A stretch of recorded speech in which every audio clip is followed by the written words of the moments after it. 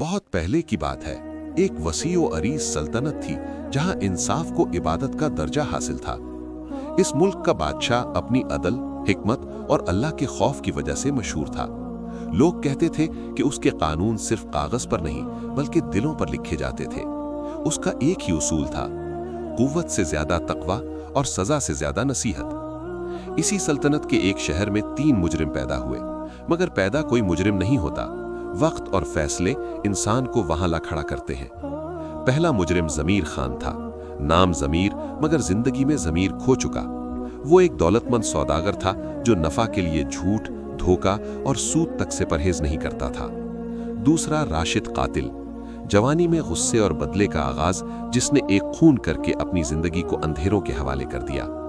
तीसरा सैफुल मकर, जहानत का बदतरीन इस्तेमाल, कलम और जुबान से फितना फैलाता, झूठी गवाहियां और साजिशों से लोगों की इज्जत बर्बाद करता। इन तीनों के जुर्म अलग थे, मगर अंजाम एक ही शहर के कानून तक आना था। बादशाह को जब इन तीनों के मुकद्दमात पेश किए गए तो उसने एक अजीब फैसला सुनाया, न फौरन सजा न रियायत। उसने कहा, इन्हें मेरे कस्र के करीब कैद रखा जाए, मैं इन्हें खुद सुनना चाहता हूं। वजीरों ने हैरानी से देखा, क्योंकि आमतौर पर ऐसे मुजरिम सीधा अदालत में भेजे जाते थे। रात को बादशाह ने तहज्जुद के बाद दुआ की, या अल्लाह, मुझे वो बसीरत अता फरमा जो इंसाफ को रहमत बना दे। सुबह होते ही उसने पहले मुजरिम ज़मीर खान को बुलवाया। ज़मीर ने महंगा लिबास पहना, आंखों में इत्मीनान और जुबान पर सफाई थी। उसने अपने जुर्म को तिजारत की मजबूरी कहा। बादशाह ने सिर्फ इतना पूछा, अगर तेरा बेटा तेरा सौदा होता तो भी तू यही कहता? ज़मीर खामोश हो गया। दूसरे दिन राशिद कातिल आया। उसकी आंखों में शर्म और खौफ दोनों थे। उसने कत्ल का इकरार किया, मगर कहा, गलती हो गई। बादशाह ने पूछा, गलती एक पल की होती है, मगर खून जिंदगी भर बोलता रहता है। तू उस आवाज को कैसे चुप करेगा?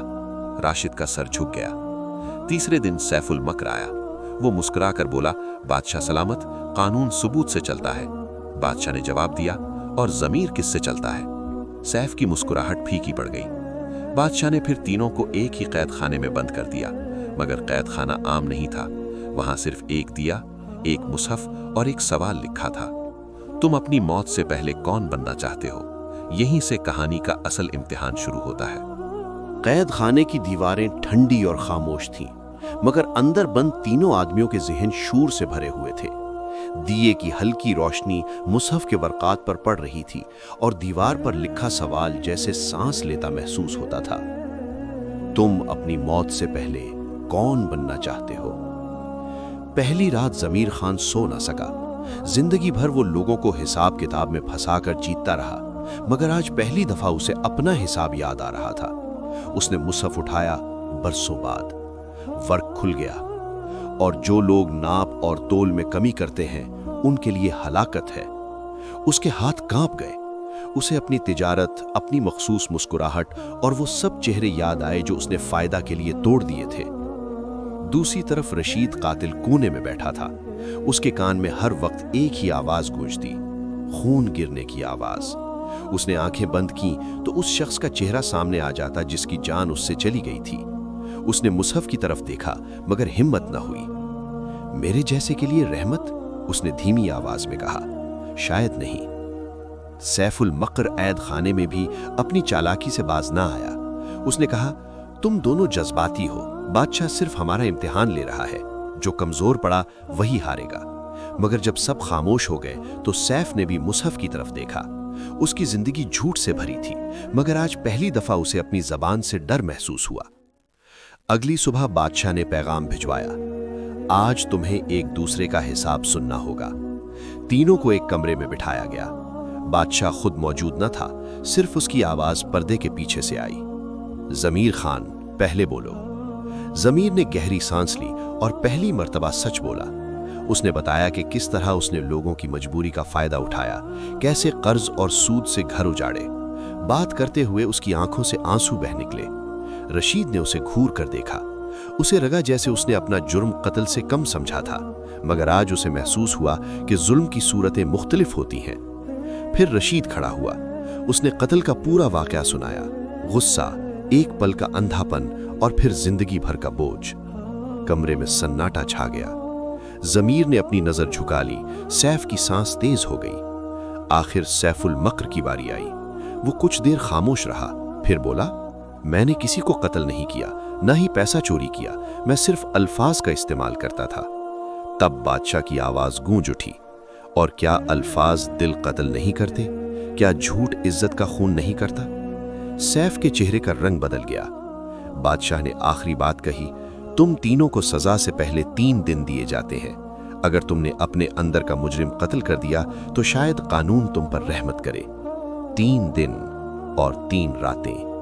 ہر شخص اپنے نفس کے مقابلے میں کھڑا تھا۔ تیسرا دن شروع ہوا تو قید خانے کی فضا بدلی ہوئی تھی۔ دیا اب بھی جل رہا تھا، مگر اس کی روشنی زیادہ تیز محسوس ہو رہی تھی، جیسے اندھیروں کو پیچھے دھکیل رہی ہو۔ تینوں نے رات اپنی اپنی جنگ میں گزاری تھی۔ یہ جنگ زنجیروں سے نہیں، نفس سے تھی۔ ضمیر خان صبح اٹھ کر سب سے پہلے مصحف کے قریب گیا۔ اس نے فیصلہ کر لیا تھا۔ جب قید خانے کا دروازہ کھلا اور سپاہی کھانا لائے تو ضمیر نے اپنی مہنگی انگوٹھی اور قیمتی چادر اتار کر ایک طرف رکھ دی۔ آج سے، اس نے دھیمی آواز میں کہا، میں صرف سچ کے ساتھ جینا چاہتا ہوں۔ راشد نے حیرانی سے اسے دیکھا۔ یہ وہی آدمی تھا جو کبھی نقصان کا 1 پیسہ بھی برداشت نہیں کرتا تھا۔ راشد کی رات سب سے بھاری گزری۔ اس نے خواب میں پھر وہی خون دیکھا، مگر اس مرتبہ مرنے والا اس سے کچھ کہہ رہا تھا۔ آنکھ کھلی تو راشد کی آنکھوں میں آنسو تھے۔ اس نے پہلی مرتبہ دل سے دعا کی، یا اللہ، اگر میری جان لینے سے پہلے تو میری جان کو صاف کر دے۔ اس نے فیصلہ کیا کہ اگر زندہ رہا تو قتل کا کفارہ زندگی بھر اٹھائے گا، چاہے قانون کچھ بھی کرے۔ سیف المکر کے لیے یہ دن سب سے سخت تھا۔ وہ ہمیشہ دوسروں کو کمزور کرتا آیا تھا، مگر آج اسے محسوس ہو رہا تھا کہ وہ خود اندر سے کتنا کھوکھلا ہے۔ اس نے دیوار پر لکھے سوال کو پھر پڑھا، تم اپنی موت سے پہلے کون بننا چاہتے ہو؟ اس نے دھیرے سے کہا، ایسا شخص جو سچ بولنے سے نہ ڈرے۔ یہ لفظ اس کے لیے تلوار سے زیادہ تیز تھے۔ دوپہر کو بادشاہ خود قید خانے آیا۔ اس کا چہرہ سخت نہیں تھا بلکہ پرسکون تھا۔ اس نے تینوں کو دیکھا اور فرمایا، آج میں تم سے ایک ایک سوال پوچھوں گا، جواب صرف ہاں یا نہ میں ہوگا۔ ضمیر سے پوچھا، اگر میں تجھے آزاد کر دوں کیا تو اپنی دولت کا حساب دنیا کے سامنے رکھ دے گا؟ ضمیر نے بنا رکے کہا، ہاں۔ راشد سے پوچھا، اگر میں تجھے سزا دوں کیا تو اسے اللہ کا انصاف سمجھ کر قبول کرے گا؟ راشد کی آنکھوں سے آنسو بہہ نکلے، ہاں۔ سیف سے پوچھا، اگر میں تجھے خاموشی کی سزا دوں کیا تو زبان کو جھوٹ سے روکے رکھے گا؟ سیف نے گہری سانس لی، ہاں۔ بادشاہ نے مسکراتے ہوئے کہا، تم تینوں نے قانون نہیں اپنے آپ کو مانا ہے، اب اصلی فیصلہ باقی ہے۔ اس نے وزیر کو اشارہ کیا۔ 3 پرچیاں لائی گئیں، ہر پرچی پر ایک الگ امتحان لکھا تھا۔ بادشاہ نے کہا، یہ تمہاری سزا بھی ہو سکتی ہے اور نجات کا راستہ بھی۔ تینوں نے پرچیاں اٹھائیں اور ان پر لکھا جو تھا وہ ان کی زندگی کا سب سے بڑا موڑ بننے والا تھا۔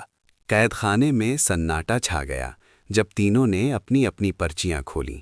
دیے کی لو ہلکی سی کانپی، جیسے لکھے ہوئے الفاظ کو زندہ کر رہی ہو۔ ضمیر خان کی پرچی پر لکھا تھا، جن لوگوں کا حق تو نے مارا ہے ان کے نام اور رقم لکھ، پھر اپنی زندگی کے باقی دن ان کے زخم بھرنے میں لگا۔ ضمیر کے ہاتھ بھر آئے۔ اس نے سوچا تھا کہ شاید کچھ مال واپس کرنا ہوگا، مگر یہاں تو اس سے پوری زندگی کا حساب مانگا جا رہا تھا۔ اس نے قلم اٹھایا اور لکھنا شروع کیا۔ پہلا نام لکھتے ہی اس کا دل ٹوٹ سا گیا۔ ہر نام کے ساتھ کوئی گھر، کوئی بھوکا بچہ، کوئی لوٹی سے محروم ماں یاد آ رہی تھی۔ یہ سزا زندان سے زیادہ سخت تھی، مگر اسی میں اسے سکون محسوس ہو رہا تھا۔ راشد قاتل کی پرچی پر لکھا تھا، جس خون کا بوجھ تو اٹھائے پھرتا ہے اس کے گھر والوں کی خدمت کر، اگر وہ تجھے معاف کر دیں تو زندہ رہے گا، ورنہ اپنی سزا قبول کرے گا۔ راشد کے جسم میں کپ کپی دوڑ گئی۔ اس نے سوچا تھا کہ موت کا حکم ہوگا اور وہ اس کے لیے تیار تھا، مگر یہاں تو زندہ رہ کر روز مرنا لکھا تھا۔ اس نے آنکھیں بند کیں اور صرف اتنا کہا، یا اللہ مجھے صبر دے۔ اسے پتا تھا کہ معافی ملنا مشکل ہے، مگر شاید اسی مشکل میں اس کی نجات چھپی ہو۔ سیف المکر کی پرچی سب سے چھوٹی تھی، مگر الفاظ بھاری۔ سیف ہنسا، مگر وہ ہنسی خود پر تھی۔ 3 سال سچ، اس کی پوری پہچان ہی جھوٹ پر کھڑی تھی۔ پھر اس نے مصحف کی طرف دیکھا اور دھیرے سے بولا، شاید اسی طرح میری زبان پاک ہوگی۔ बादशाह ने पर्चियां वापस लेते हुए कहा, ये सजाएं तुम्हारी रूह के लिए हैं। जिसने इन्हें ईमानदारी से निभा लिया उसका कानूनी फैसला आसान हो जाएगा। फिर एक एक करके फैसले सुनाए गए। ज़मीर खान को जिंदान से आज़ादी मिली, मगर साथ ही सरकारी निगरानी। वो शहर शहर फिरकर लोगों का कर्ज चुकाता, अपनी दौलत खर्च करता और हर दरवाजे पर सर झुकाकर माफ़ी मांगता। लोग उसे पहचानकर हैरान होते, ये वही आदमी था जो कभी मुस्कुराहट के पीछे खंजर छुपाकर फिरता था। राशिद को उसी शहर भेजा गया जहां उसका जुर्म हुआ था। उसे हुक्म मिला कि वो मकतूल के घर के करीब रहे, उनके काम आए और हर रोज़ उनके लिए दुआ करे। पहली दफ़ा जब वो दरवाज़ा खोलकर उनके सामने खड़ा हुआ तो लोगों की आंखों में नफ़रत थी। राशिद ने कुछ नहीं कहा, सिर्फ सर झुका लिया। ये खामोशी उसकी ज़बान की सबसे बड़ी तौबा थी। सैफुल मक्र को शहर के काजी के साथ रहना पड़ा। हर बात, हर गवाही, हर मशवरा काजी के सामने होता। पहली बार जब उसने सच बोला और उसका नुकसान हुआ तो उसने महसूस किया कि सच महंगा ज़रूर है मगर हल्का भी है। तीनों अपनी अपनी राहों पर चल पड़े, मगर अब कहानी का आखिरी इम्तिहान बाकी था, वक्त जो सबसे सख्त काजी होता है। 3 साल गुजर गए। वक्त ने उन तीनों को वहां ला खड़ा किया जहां सिर्फ सच बोलता है और झूठ खुद मर जाता है। शहर वही था, बादशाह वही, मगर लोग और कहानी दोनों बदल चुकी थी। सबसे पहले ज़मीर खान वापस दरबार में आया। उसके कपड़े सादा थे, चेहरा थका हुआ, मगर आंखों में सुकून था। वजीर ने उसका हिसाब पेश किया। बादशाह सलामत, इस शख्स ने अपनी दौलत का अक्सर हिस्सा वापस कर दिया। जहां पैसा नहीं पहुंच सका वहां जिंदगी का वक्त दिया। बादशाह ने ज़मीर से पूछा, क्या बचा? ज़मीर ने कहा, सिर्फ इतना कि अब मैं किसी का हक देखकर सो सकता हूं। बादशाह ने फरमाया, जिसने दुनिया का बोझ हल्का कर दिया, अल्लाह उसका आखिरत का बोझ भी हल्का कर देता है। ज़मीर को पूरी आज़ादी दे दी गई, मगर अब वो खुद अपनी निगरानी में था। फिर राशिद को बुलाया गया। उसका कदम लरज रहा था। मकतूल के घर वाले भी दरबार में मौजूद थे। बादशाह ने उनसे पूछा, क्या तुमने इसे माफ़ किया? कमरे में खामोशी छा गई। फिर मकतूल की माँ आगे बढ़ी, आंखों में आंसू, आवाज़ में दर्द, मगर अल्फाज में रोशनी। मेरा बेटा वापस नहीं आएगा, मगर अगर इसकी तौबा सच है तो मैं अपना बदला अल्लाह पर छोड़ती हूँ। राशिद ज़मीन पर गिर पड़ा। बादशाह की आंखों में नमी आ गई। उसने फरमाया, कानून कत्ल पर कत्ल चाहता है, मगर जब माफ़ करने वाला दिल से माफ़ कर दे तो रहमत कानून से आगे निकल जाती है। राशिद को जिंदा रहने दिया गया, लेकिन उसने खुद फैसला किया कि वो ज़िंदगी लोगों की खिदमत में गुजारेगा। आखिर में सैफुल मक्र आया। 3 साल के बाद भी उसकी ज़बान संभली हुई थी। काजी ने गवाही दी, इस आदमी ने सच बोला, चाहे नुकसान हुआ चाहे लुसवाई। बादशाह ने सैफ से पूछा, सच ने तुझे क्या दिया? सैफ ने कहा, बादशाह सलामत, पहले मैं लोगों को तोड़ता था, अब सच ने मुझे जोड़ दिया। बादशाह ने फरमाया, ज़बान का जिहाद सबसे मुश्किल होता है। सैफ को काजी का मुआविन बना दिया गया ताकि वो सच को आगे बढ़ाए। दरबार ख़त्म हुआ तो बादशाह अकेला रह गया। उसने मुसहफ़ खोला और एक आयत पर नज़र रुक गई, अल्लाह जिसे चाहता है हिदायत देता है। उसने आसमान की तरफ देखा और कहा, या अल्लाह, आज मुझे समझ आ गया कि बादशाह होना तलवारों से नहीं दिलों से होता है। और शहर में ये कहानी मशहूर हो गई। 3 मुजरिम थे, मगर जब उन्होंने अपने नफ्स को कैद किया तो अल्लाह ने उन्हें आज़ाद कर दिया। मॉरल, गुनाह चाहे जितना बड़ा हो, अगर तौबा सच्ची हो, इंसाफ रहमत बन जाता है। और जो अपने अंदर के मुजरिम को मार दे वो अल्लाह के दरबार में जिंदा होता है।